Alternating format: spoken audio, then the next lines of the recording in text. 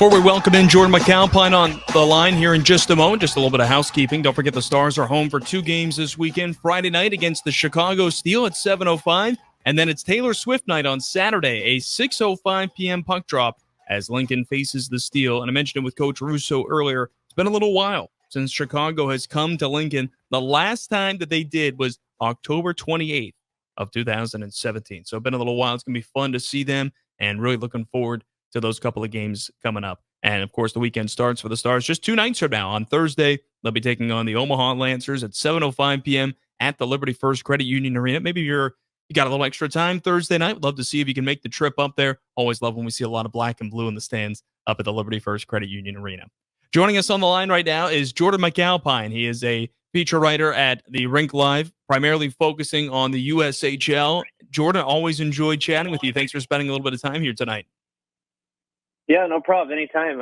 Sounds like I'm joining a Pittsburgh Penguin fan line based off of the first section with you and Rocky there. But definitely an exciting time of year to talk to USHL. It's always unfortunate. I tend to get chirped throughout this country where I've lived just by being a Pittsburgh fan, but I can take the heat. But and Rocky is also a Penguins fan, so we were able to fend off the Chase Bees of the world. But anyway. Excited to have you on the line here, Jordan. Let's talk about the USHL right now. I'd like having you on for this reason, is we can take a look outside of the Stars and look at the rest of the league. We're about a month away from when the postseason begins.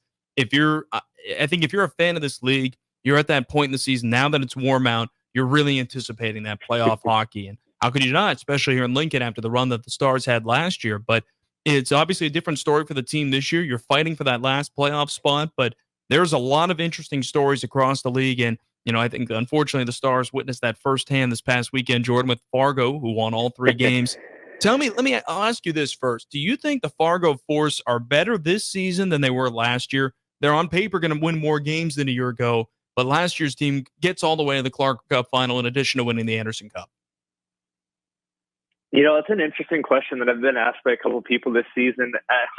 There's multiple ways to look at it. I do think Fargo's roster is built better this year. I look back at last year's team. They had the Knubles of the world at the top. They traded for Mellenbacher.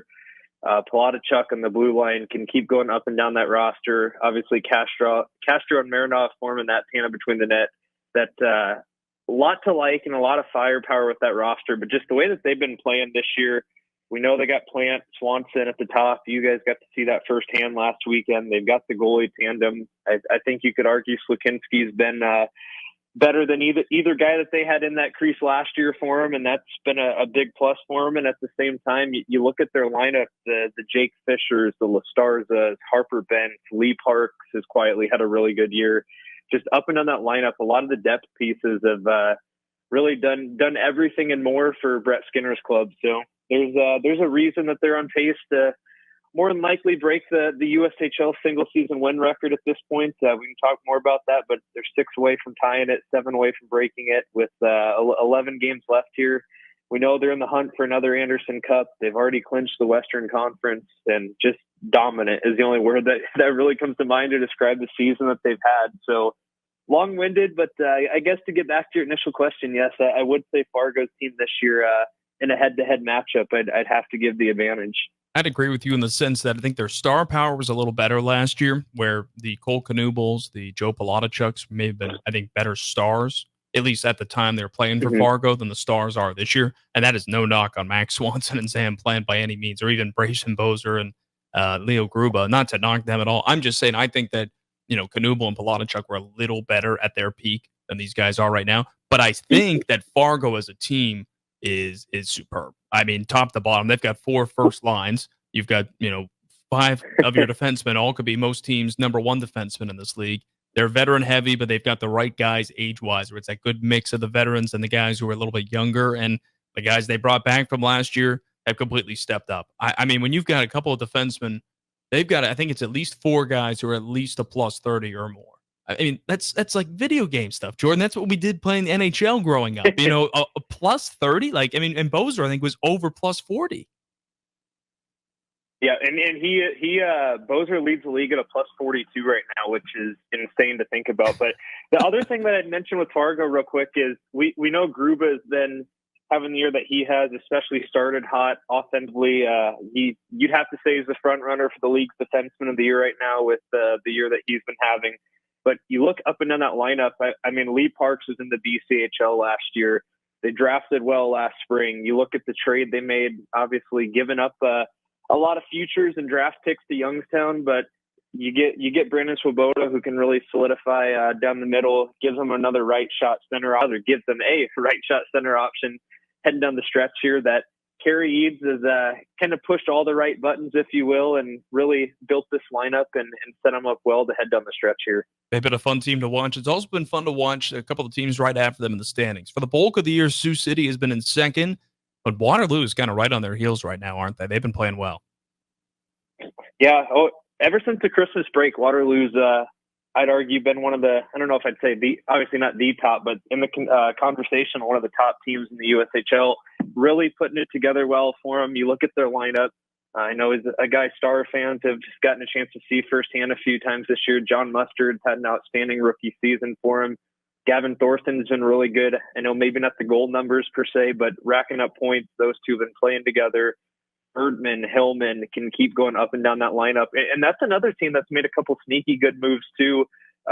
Maybe not. And we saw that with the Stars this year, getting Lane Loomer, kind of a similar situation. Waterloo added Dylan Compton to solidify their blue line. They acquired Will Felicio, one of the top young defensemen of this league from Madison early on too, that I actually do like the look of their roster. Their last month, I'd say they've been playing around 500 hockey, if you will. But as you said, they're right there with Sioux City, and kind of quietly, they've had another one of the league's more surprising breakout stories of the year with Calvin Bichon between the pipes. He's been a big part of their success here. So that'll be an interesting race. Obviously, Fargo's got it locked up. I believe Sioux City's 3 points up on Waterloo right now, but they've got 2 or 3 games more played. So Waterloo kind of can control its own destiny, if you will, here. But I know Waterloo's got a couple games against Fargo left down the stretch here, too. So it'll be interesting to follow that matchup. Yeah, Waterloo is 3 points behind Sioux City right now. And as you mentioned, Sioux City has played 2 more games on the season. Waterloo still has 1 more regulation victory.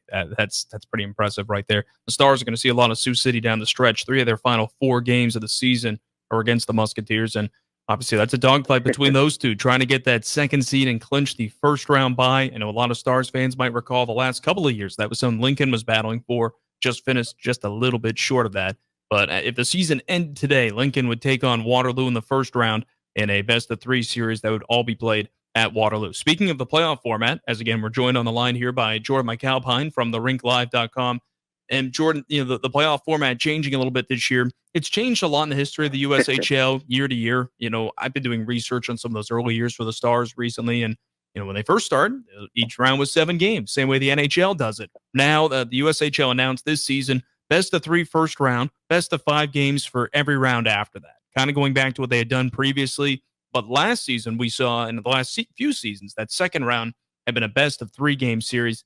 I like this because what I told everyone after last season when Lincoln defeated Waterloo in 3 games, I said it was criminal that series was only 3 games because it was that good. That was the embodiment of playoff hockey, and they did it 3 times in 3 days in the same location, somehow in less than 72 hours. And it was like, wow, we really should have had a few games in Lincoln because there was so much emotion, so much back and forth, and so many storylines over those 3 days. I'm really excited to see 5 games now for the second round now as a maximum. Yeah, no, it's kind of funny. I was going to joke too, as you mentioned there, if the season were to end today, if you're a Star fan, got to have a little good karma, if you will, going back to last spring with that Lincoln Waterloo matchup. Maybe you can strike lightning in a bottle twice and get that out of the way in the first round. But the playoff format this year, consistency and playoff formats haven't been hand in hand in this league over the years. I'm glad to see them go back to the way it is this year. With that second round, if you will, being 5 games, just it never felt like a true playoff series. And at the same time, and in the first round, I get it, especially when you've got 12 of your 16 teams making the playoffs in the league, that you got to kind of draw the line in the sand, if you will, and you don't want the playoffs dragging out too bad where you've got 7 or best of 7 series across the board. But at the same time, to get that true playoff series feel, it's going to help you build rivalries in the long run, even more than they already are. and at the same time, just from a logistics standpoint, I mean, it's no secret you had teams playing 6 playoff games almost in a week stretch last year with travel in between. That I know that ruffled some feathers, if you will, with a lot of people around the USHL, and I know there's a lot of people happy to see the format back the way it is here. And I don't know. We'll see going forward if it's something that sticks. I know Glenn Heffernan, the new commissioner, had actually talked to him about this before the start of the season, that he's not quite yet ready to jump to any conclusions, if you will, and kind of let stuff play itself out and see what works and what doesn't. But I would hope at least, like I said, for the second round here, get a best of 5, maybe a best of 7 at some point down the road for the conference championship series. But just to get that true playoff series feel, and also reward the teams that finish where they do in the standings to at least get the crack at one home playoff game. I'm with you on that. I really enjoy the fact that we have the quick first round, and then you go into the second round, then you get that opportunity for both teams to have a little bit of home ice advantage. We're going to take a quick break, man. When we come back, we'll have much more to come. Jordan McAlpine from the Rink Live joining us on the line. This is Outside the Box as we chat Lincoln Stars hockey on 93.7 The Ticket.